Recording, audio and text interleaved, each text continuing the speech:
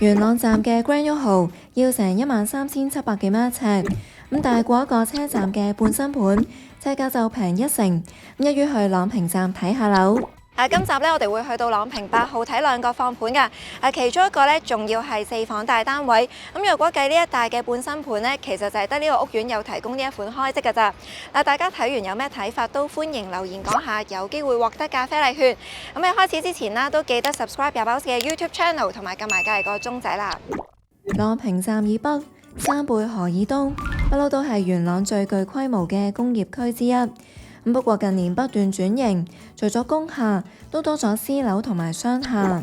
由2017年落成嘅世就，到2020年嘅朗城匯，朗屏站一帶多咗3個大型屋苑，但係始終都爭咁個大型商場，配套冇元朗站嗰邊咁成熟。3個屋苑嘅平均尺價介乎大概11,700幾到12,900幾蚊。對比一樣係半新樓嘅 Grand 1號，就低咗大概6%到1成4。聚焦翻朗屏站呢3個大型屋苑，佢哋嘅定位都有啲唔同。世就咧，佢嗰個樓下配套咧最足嘅，因為佢樓下咧已經有間惠康同埋有一間街鋪。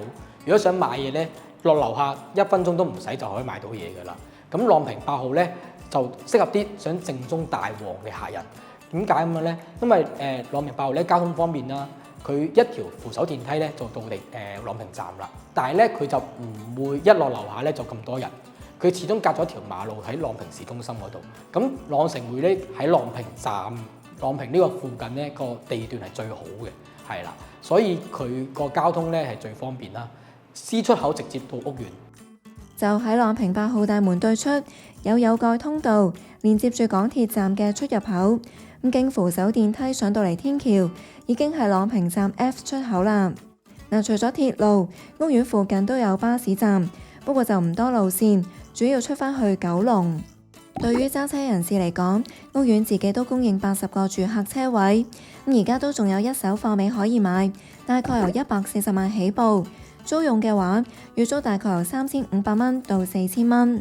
至於買嘢方面，朗屏8號坐落朗屏站以北，冇世就同埋朗城匯咁方便，因為呢一邊以工廈居多，新式嘅商廈得紅坊同埋朗一廣場，主要供應嘅都係餐飲食肆。要買日常所需，始終要去返朗屏站以南嘅大橋街市，亦即係每年中秋節限定嘅燈籠街。街市入邊有唔少攤檔，有賣新鮮肉類、蔬果等等。由樓盤行過嚟大概要10分鐘。朗屏8號係由信置、嘉華同埋港鐵合作發展，4座物業提供912伙，喺2018年落成，樓齡大概6年。戶型亦都係朗屏站3個屋苑入邊最多元化嘅一個，涵蓋開放式去到4房，入場樓價由大概350萬起步。開放式咧，而家240幾尺左右咧，叫緊係355萬嘅。咁而家最平嘅一個細一房咧，330幾尺，叫價大概420萬左右。咁兩房咧，叫價最低嘅咧係一個開放式廚房嘅設計，咁叫價大約係598萬左右。三房咧又分3房1廁同埋3房套。3房1廁咧，而家最新入場叫價660萬。咁3房1套咧，而家入場叫價咧係860萬。咁到最後4房啦，4房咧而家就係呢一套咧係最平嘅叫價。屋苑嘅入場4房單位，正係今集參觀嘅其中一個放盤，實用面積888尺，開價1000萬，維翻每一尺大概11,200幾蚊。朗屏站3個大型屋苑入邊，係得朗屏8號有供應到4房單位。事實上，樓盤自己都係得56間4房，嚟自第3同埋第5座嘅 F 室。一入單位咧，呢條走廊咧其實都去咗唔少地方㗎。唔想浪費咗呢一度嘅話咧，咁就可以考慮喺呢個小粒位嗰度咧，去訂咗一個薄身鞋櫃。玄關大概有35尺，以每尺大概11,200幾蚊嘅叫價計，呢一個空間嘅折合樓價都要大概39萬。由玄關行出嚟，就係超過190尺嘅長形大廳，空間闊落，就算餐台想揀圓台嘅款式，都一定夠位擺啦。成間屋維持住一手原裝，客飯廳同埋睡房都鋪咗複合木地板，同埋油咗白色牆身。嗱，因為露台門咧就喺嗰邊啊，咁所以如果考慮擺梳化嘅話咧，就最好咧就係擺我而家企緊呢個位置啦，咁就唔會話遮住進出露台嗰個通道。露台有33尺，比一般新盤嘅22尺要大，夠位擺晾衫架，又或者係種植盆栽。向住西北方，同處嘅高層單位有機會望到深圳，不過因為放盤喺低層，主要望山貝河同埋河岸另外一端嘅公屋、村屋等等，咁整體景觀都算開揚。翻返入嚟室內，轉睇下寢區啦。咁下飯廳中間呢條走廊咧就貫穿晒4間房噶啦，嗱不過咧佢就唔係4間房都係向同一個方向啦，咁係得其中3間咧同客廳同向，咁仲有一間咧就係向另外嗰邊。我哋先睇近廳房，有大概50尺，同客廳一樣向西北方，望山貝河同埋樹景為主。至於隔離間客房，一樣有大概50尺，估計擺完單人床之後，都仲有位擺衣櫃同埋一張書台仔。咁喺呢間房擺單人床嘅話咧，我自己就覺得咧打直擺會好啲啦。咁因為開窗閂窗嗰陣咧就會方便一啲啦。咁啊唔似得話打橫擺嘅時候咧要擒上張床先可以開到窗。入嚟對面嘅客廁參觀下啦，冇窗，主要靠抽氣設備通風。原裝附設嘅鏡櫃有唔少收納空間。另外採用企缸嘅設計。走廊盡頭係主人套房，有大概110尺。主人房咧就有兩邊窗嘅，不過如果你細心留意嘅話咧，其實咧就係得呢一邊咧係可以打開通風，咁即係話啦，如果係打算喺度做衣櫃啊或者儲物櫃嘅話咧，咁就會遮咗唯一呢間房嘅一個通風窗啦。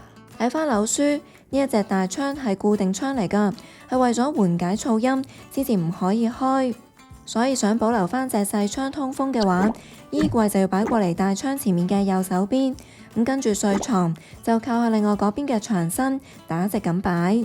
轉入嚟套廁參觀下啦，除咗由企缸轉做浴缸，裝修同埋佈局同客廁嘅一樣。咁主人套廁咧就冇窗，不過咧佢就相連一個工作平台，都一樣可以通風嘅。但如果平時沖涼嗰陣咧，就記得一定要閂翻埋，保障翻私隱啦。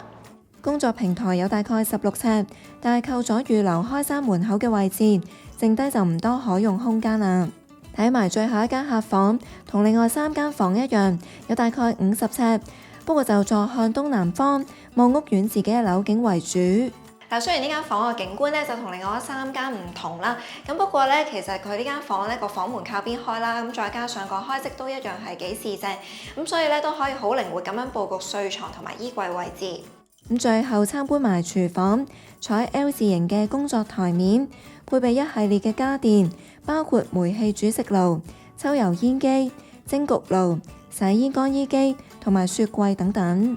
廚房廁所咧就係用得最多錢裝修嘅地方啦。咁因為呢度咧係半新樓啦，呢個廚房咧就係維持住一手原裝啊，以白色啦同埋木色做主調。咁買家啱使嘅話咧，就可以做一啲簡單裝修保留翻嚟用，咁就可以慳翻筆裝修費啦。廚房入邊相連儲物室，呈 L 型開積，咁入邊仲有個廁所，齊備坐廁、洗手盆同埋花灑嘅裝置，但係就冇明確嘅淋浴位置。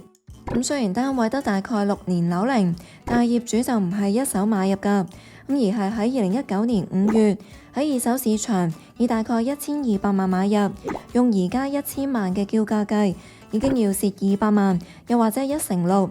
不過睇返大市同期嘅跌幅其實更加多，去到2/6。由於屋苑比較少4房單位，對上一宗嘅同類成交已經要數到舊年3月。同座另一間低層嘅 F 室做咗965萬，咁即係話叫價比起之前嘅成交價略高3.6%，而普遍銀行對單位估值就介乎937到990萬，叫價比起估價高出1%到6.7%。咁假設以叫價買單位，借到最高90%按揭，俾完100萬嘅首期之後，月供大概41400幾蚊。月入要求大概82800幾蚊，買嚟收租嘅話，同類單位市值月租大概25000蚊，扣埋管理費之後，推算回報率有大概2.5厘，略低過大市水平嘅2.8厘。睇完樓盤最大一款單位，咁跟住就睇個兩房放盤啦，咁亦都係朗屏站一帶屋苑嘅主打戶型嚟㗎，唔似得4房咁樣，得朗屏8號先至有，唔同屋苑嘅兩房開積都有啲唔同。細售嘅兩房咧，主要係冇露台嘅，同埋佢啲兩房咧係比較細少少，420幾尺，所以個總價都會低少少嘅。咁朗屏8號咧嘅兩房咧就開廚同緊廚都有，所以個面積咧比較多樣性啲。咁朗城匯咧嘅兩房咧係全部都係緊廚嘅，所以如果啱啲朋友咧想要緊廚咧，就可以揀翻朗城匯。咁講翻朗屏8號嘅兩房，開廚多過緊廚，4座物業都有，而緊廚就集中喺第一同第二座。嗱，如果要揀名次嘅話，就得第3同埋第5座嘅 C 室先至有，同樣屬於開廚兩房。參觀放盤屬於緊廚嘅一款，位於第2座低層 A 室，實用面積484尺，叫價615萬，咁圍翻每一尺大概12700幾蚊。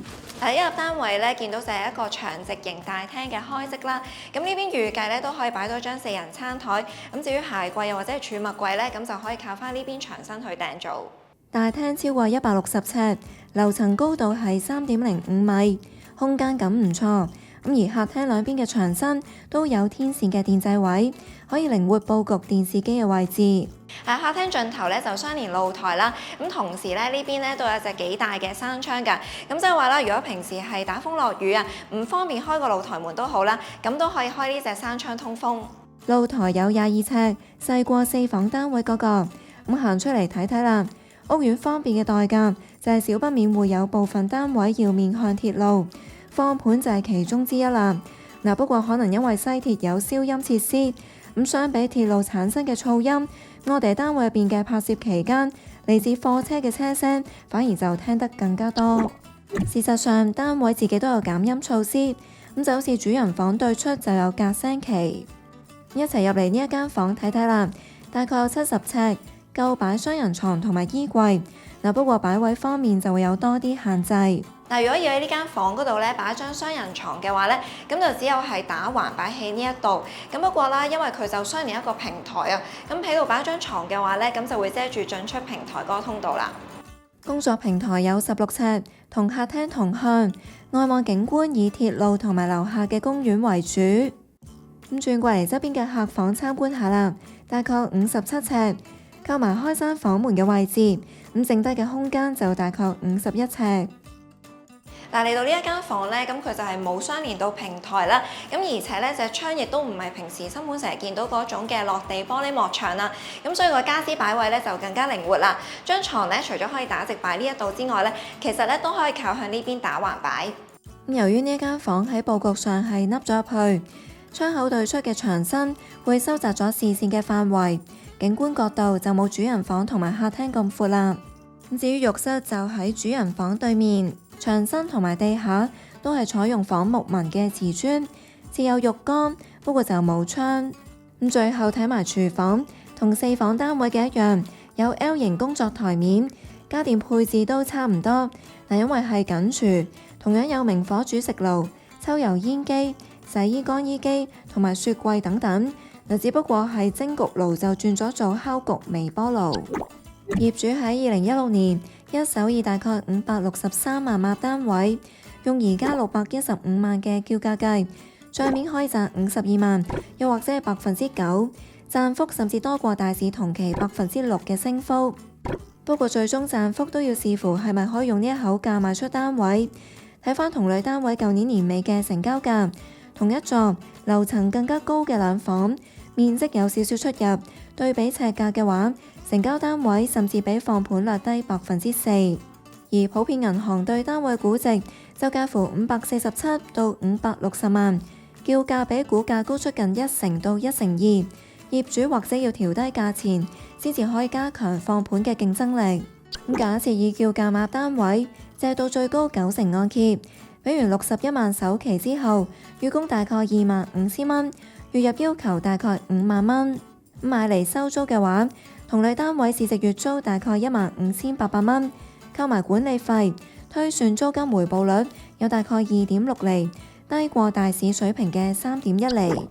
根據朗屏8號當年嘅賣地條款，發展商要起一間寄宿安老院，咁就喺第5座嘅隔離，而會所就位於屋苑嘅中心位置，提供戶外泳池、健身室同埋兒童遊樂場等等。